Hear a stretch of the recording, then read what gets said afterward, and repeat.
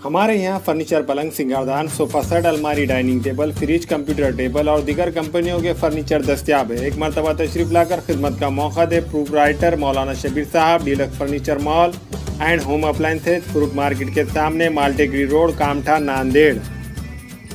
आज या ठिकाणी जिल्हाधिकारी कार्यालय नांदेड यासमोर नांदेड जिल्ह्यातील तमाम गोरगरीब नर्सेस, वार्ड बॉय, डॉक्टर व सफाई कामगार यांना सर्वांनी सरकारने कामावर घेतलेला आहे। जोपर्यंत कोविड आहे तोपर्यंत तुम्हाला कामावर घेऊ, त्याच्यानंतर तुमचा विचार करू असे काय म्हणलं तरी हजारोच्या संख्येने नर्सेस बेरोजगार झालेले आहेत।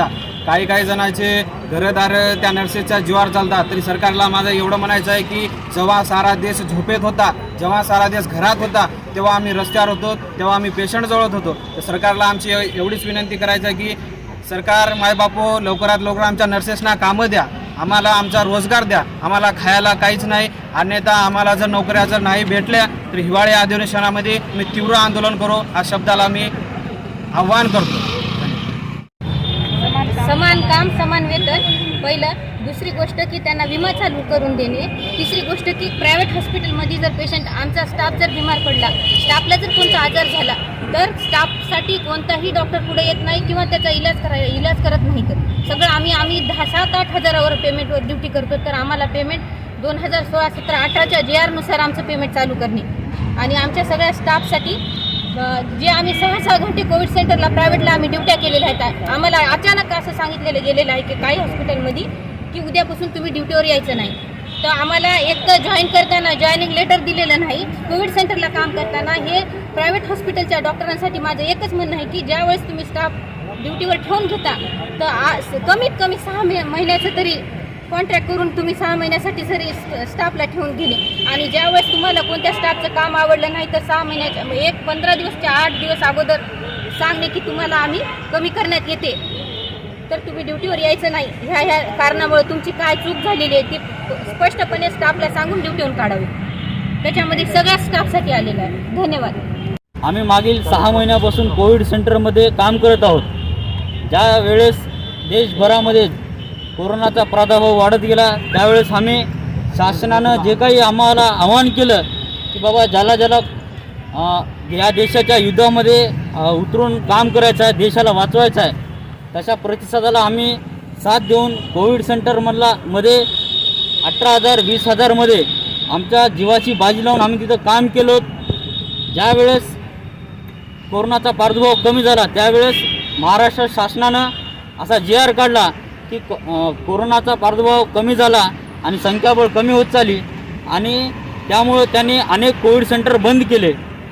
आम्ही ज्यावेळेस कामावर लागलो होतो त्यावेळेस आम्हाला अपेक्षा होती की आज जरी आम्ही कोविड सेंटरमध्ये काम करत असलो तरी भविष्यामध्ये आम्हाला सरकारनं महाराष्ट्रामध्ये जे काही आरोग्य विभागामध्ये जागा रिक्त आहेत त्या जागेवर आम्हाला कायम करेल ही आमच्या मनामध्ये एक अपेक्षा होती। त्या अपेक्षाला ग्राह्य धरून आम्ही कामावर रुजू झालो। पण शासनानं अचानकपणे त्यांच्या फायद्यासाठी आम्हाला कामावरून कार्यमुक्त केलं। याचा आम्ही तीव्र शब्दात संघटनेच्या वतीने या ठिकाणी निषेध करतो आणि आम्ही मागणी करत आहोत की महाराष्ट्रामधील आरोग्य विभागामधील जेवढे जागा आहेत तेवढे तात्काळ रिक्त जागा आहे ते तात्काळ भरा आणि कोविड योद्ध्यांना सरळ सेवा भरती अंतर्गत कायम रुजू करा अशी आम्ही प्रमुख मागणी करत आहोत। त्यानंतर आम्ही काम करत असताना आम्हाला जो काही महाराष्ट्र शासनानं प्रोत्साहन भत्ता आम्हाला जाहीर केलेला आहे तो प्रोत्साहन भत्ता सिव्हिल सर्जन माननीय न्यूटन भोसीकर सरांनी आम्हाला आजपर्यंत वाटप केलेला नाही, तो तात्काळ वाटप करावा अशी आम्ही मागणी करत होतो। आम्ही अनेक लोक आज कार्यमुक्त झालेलो आहोत तरी पण आम्हाला आज प्रोत्साहन भत्ता वाटप झाला नाही।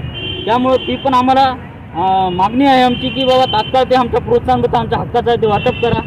त्यानंतर नांदेड जिल्ह्यातील सर्व खाजगी हॉस्पिटलमध्ये आम्हाला 6 ते 7 हजार रुपयामध्ये राबवून घेतले जाते, ते अत्यंत चुकीचं आहे। 5-5 लाख रुपये 3-3 लाख रुपये खर्चून आम्ही हा 3-3 वर्षाचा कोर्स डिग्री डिप्लोमा आम्ही कंप्लीट करतो। त्याच्यानंतर आम्हाला 4-4 5-5 वर्ष गव्हर्नमेंट कुठल्या जागे भरत नाही। आम्ही आज बेरोजगार आहोत। ज्या काही खाजगी हॉस्पिटलमध्ये आम्ही काम करतो त्या हॉस्पिटलमध्ये सुद्धा आमचा काम समान वेतन समान काम जे काही आहे त्याच्यानुसार आम्हाला समान वेतन लागू करावं अशी आम्ही खाजगी हॉस्पिटलमध्ये सुद्धा आम्ही मागणी करत आहोत। यासोबतच जर शासनानं तात्काळ आमच्या मागण्या जर मान्य नाही केलं आचारसंहिता संपवताच याच ठिकाणी मान्य जिल्हाधिकाऱ्यासमोर तीव्र आंदोलन उभा केलं जाईल एवढं संघटनेचे मी तुम्हाला सांगतो. धन्य झाली नाही तर हिवाळी अधिवेशनाची आमची तयारी चालू आहे. अधिवेशन नागपूरला असो किंवा मुंबईला असो त्या ठिकाणी आम्ही हिवाळी अधिवेशनाच्या बाहेर आम्ही टेंट मारून 50 ते 100 लोक नांदेड जिल्ह्यातील त्या ठिकाणी साखळी उपोषण करणार आहेत असं आम्ही शासनाला कळवित आहोत. अस्सलाम वालेकुम, मैं अखिल मिर्जा. हमें उम्मीद है कि आपको हमारा चैनल अच्छा लगता होगा.